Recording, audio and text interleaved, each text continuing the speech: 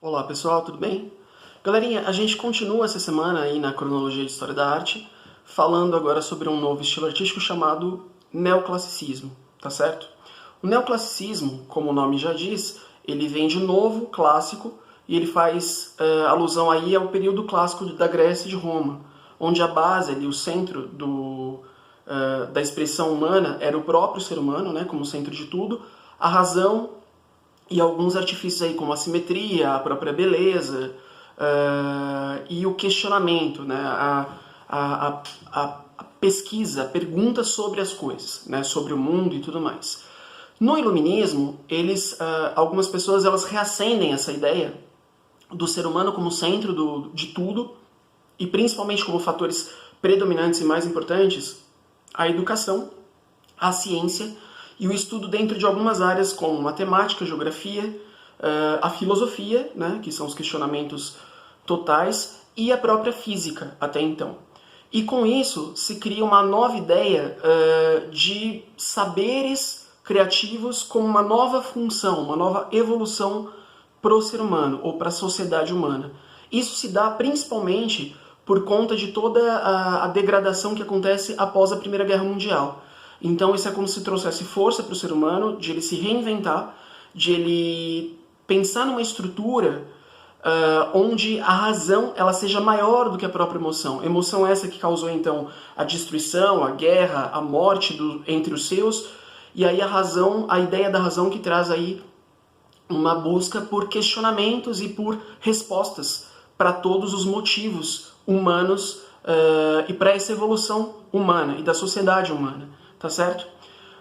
Com isso a gente tem essa ideia de iluminismo, que é o que vai ser o estopim aí de tudo.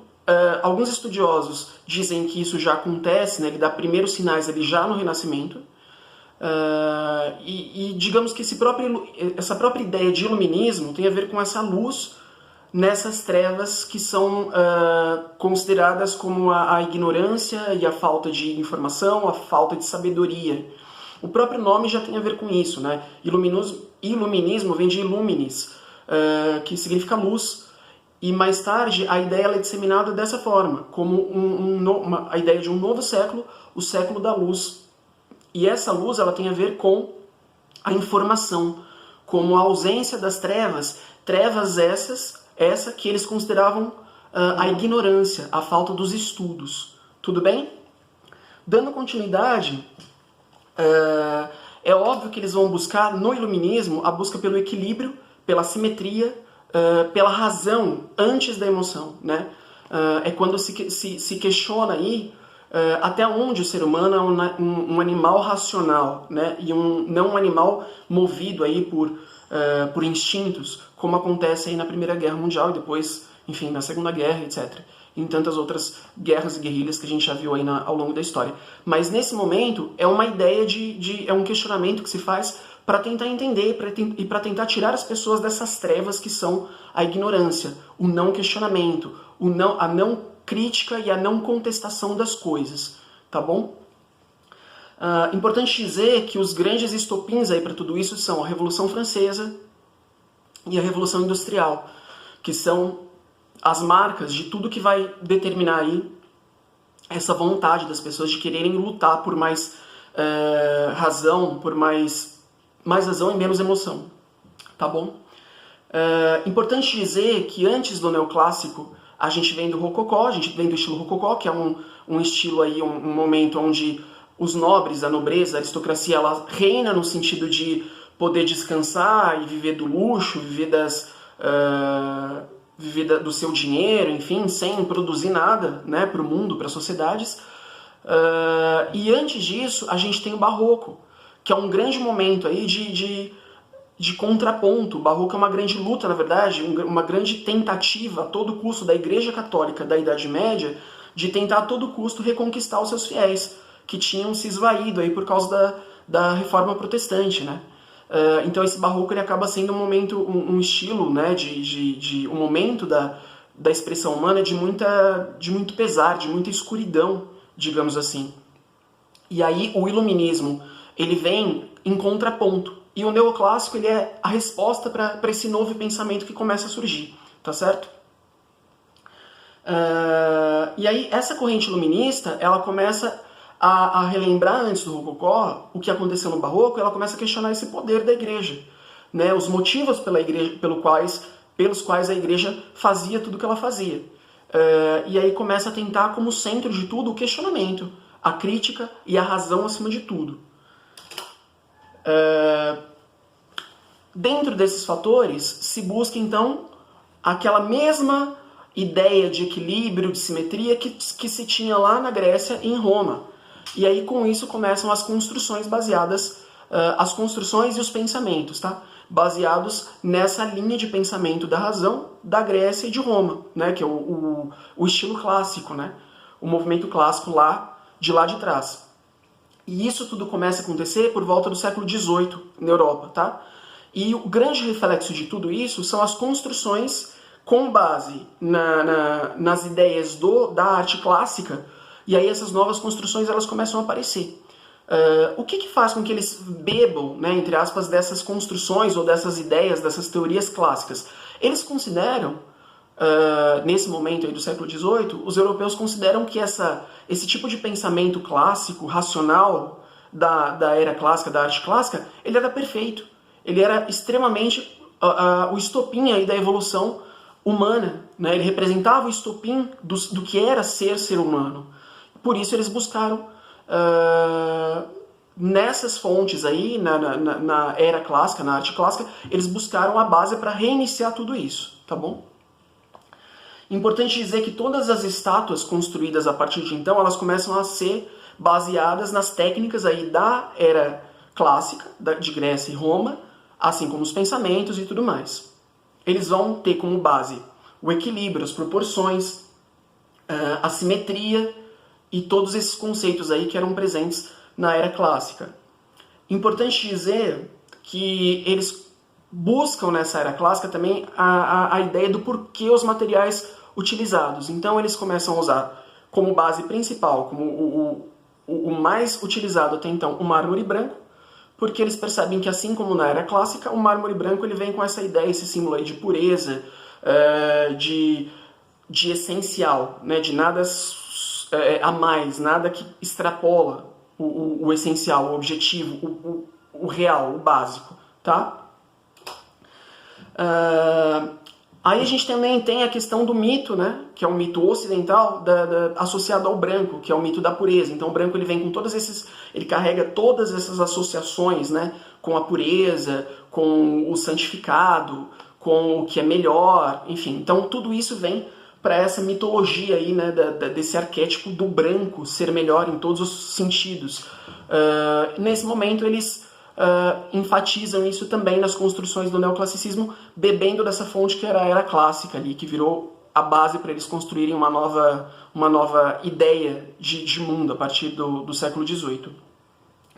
A questão, só como curiosidade, a questão é que assim, eles acreditavam até então que todas as construções gregas e romanas, elas eram todas pautadas no branco.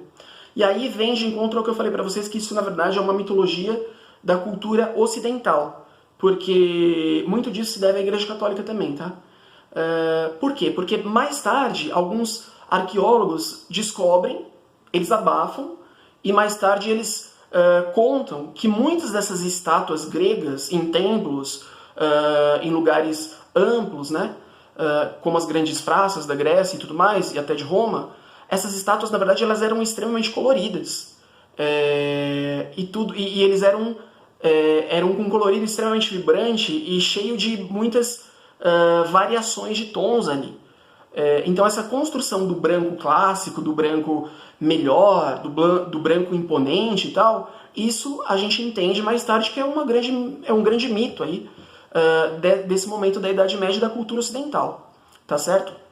Importante dizer que quando esses arqueólogos eles resolvem falar sobre tudo isso, eles dizem que todas essas construções, não a maioria, mas grande parte dessas construções, que eram coloridas, nos templos, inclusive nos templos dos deuses da mitologia grega, eles tinham pigmentos muito específicos, muito bem pensados, muito bem planejados. E toda essa coloração ela era obtida através dos derivados de minerais, pasta de cera de abelha, ovos e goma arábica. Então esses eram materiais que eles usavam para trazer essa coloração toda aí para essas esculturas, que até então a gente achava que eram só brancas, e não eram. Mas essa foi a grande ascensão aí, né? De mostrar que a cultura clássica ela era toda branca. Na verdade não era. Era como queriam que a gente pensasse. Tudo bem? Galera, junto com tudo isso, eu falo para vocês de um dos caras mais importantes desse movimento chamado neoclassicismo, que é um carinha chamado Antonio Canova. É um italiano que é considerado um dos caras mais importantes aí das esculturas do neoclassicismo, tá certo? Ele, na verdade, ele era muito popular no momento em que ele viveu, e aí ele se torna um grande mestre, né, dessas obras, porque ele recebe uma encomenda do Napoleão Bonaparte, e o Napoleão Bonaparte gosta tanto dessa escultura que ele faz, que ele resolve classificar ele como o escultor oficial da família do Napoleão Bonaparte, e por isso ele vira um dos escultores mais famosos aí desse momento. Importante a gente dizer que as grandes construções aí, elas eram feitas com os materiais que a gente já ouviu falar. Lembrando que a partir desse momento a gente falou da Revolução Francesa e da Revolução Industrial, então muitos desses materiais vai fazer uso também de metais, de ferro. E aí é importante dizer para vocês que um dos grandes marcos aí da construção neoclássica no mundo como curiosidade, tá? É a Estátua da Liberdade, que foi um presente que a França, na verdade, deu para os Estados Unidos em 1886, quando foi comemorado o primeiro centenário aí de libertação dos Estados Unidos, da proclamação aí dos Estados Unidos como não mais uma colônia. Então, isso aconteceu na primeira comemoração, no primeiro centenário, tá? E aí é importante dizer que essa grande construção aí, que é a Estátua da Liberdade, ela é feita com cobre, aço, cimento, e ela foi entregue aí por um navio com várias partes, né, em várias partes. E ela foi montada depois lá na ilha de Manhattan, que fica hoje em Nova York, nos Estados Unidos. Tá bom? Galerinha, sobre o assunto do neoclassicismo é isso. Vou pedir para vocês, por favor, prestem atenção no número da chamada de vocês. Eu tô vendo muita gente colocar o número do ano passado, se confundir bastante. É importante que vocês entrem no questionário avaliativo, no registro de presença todas as semanas.